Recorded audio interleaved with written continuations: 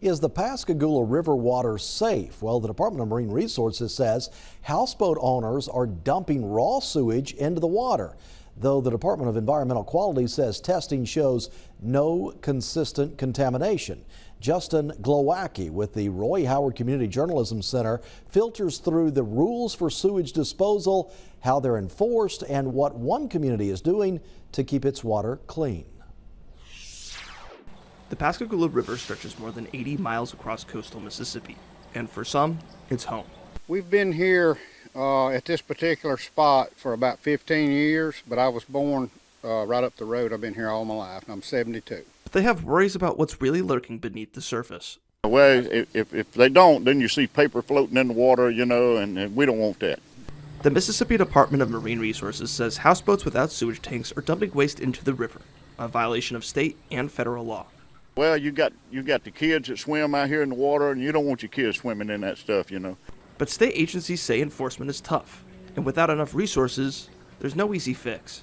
At the local level, houseboat communities like the one at Potomac Boat Landing are stepping up. And you can't park a houseboat in here unless you have the system on it. Everybody has to keep their sewage system up because Greg comes and inspects it and looks at it.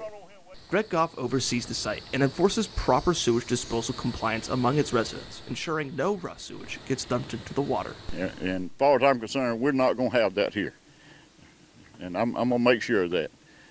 Longtime residents like Wake and Nabonette say raw sewage is more than just unpleasant. It's unsafe.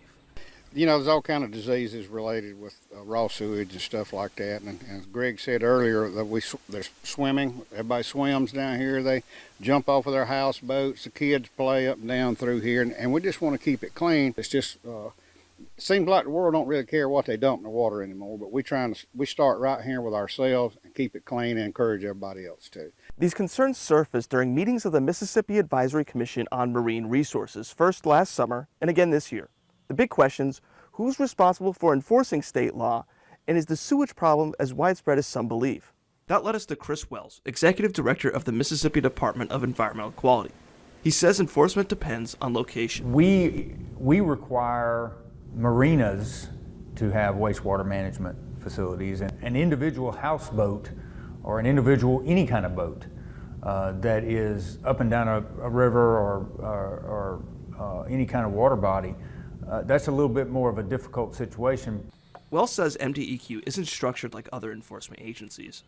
DEQ does not have, we don't have patrolmen. We don't have people on patrol. We're driving around looking to write people tickets. We certainly don't have people on boats patrolling waterways. That's just not the way we're not structured that way, and we don't have those kind of resources. Instead, the department relies on complaints, which are few and far between, with 0 complaints filed in the last 6 months. If somebody's on the river somewhere in a rural area or a remote area, the likelihood of us seeing it and being able to take action on it is very slim. If we receive a complaint and we investigate that complaint and find evidence of it, then we can take enforcement action under that statute.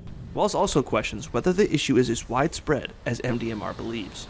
On some level, at the end of the day, the question is, what impact does it have? That's really, we don't want people doing it. We want to put the word out that they don't need to be doing it. They shouldn't be doing it. It's a violation of law, so don't do it. But then the question becomes, is it rampant enough to be causing a water quality issue, big picture? Since 2016, MDEQ has sampled the water of the Pascagoula River near Van Cleve 53 times. Of those 53 samples, only 4 contained levels of E. coli that would be deemed unsafe for recreation. That is why DEQ maintains that their available data does not indicate a problem. But still, MDMR believes the risk warrants action. And when you think about that, well, there's a lot of houseboats that have no way to be able to have sanitation or anything on them. And these are all up and down our rivers. The Pascagoula River Basin is the state's second largest, draining 9,600 square miles before reaching the Gulf. That's where beach advisories sometimes point to contamination in coastal waters. While agencies can't confirm whether that bacteria comes from the river, houseboat owners say they don't want to take the chance. Well, you know, this is one of the last unobstructed river systems in this part of the world. It's unspoiled, and we just want to keep it unspoiled. MDMR already manages 18 pump-out stations along the coast and 9 more at inland sites for boaters to use.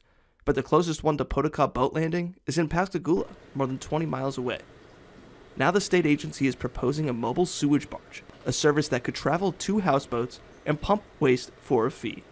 We want to try to find a way to be able to buy the sanitation, part for that, and then have some type of way of cleaning it. This will stop a lot of raw sewage going into our rivers and which in turn gets down to our Gulf. Reporting for the Roy Howard Community Journalism Center, I'm Justin Glowacki. Despite the option, some houseboat owners admit to dumping sewage directly into the river. They told us if they're only out for a short trip, it doesn't make sense to haul their houseboat to a pump-out station, and they likely won't use the barge if it costs money. Just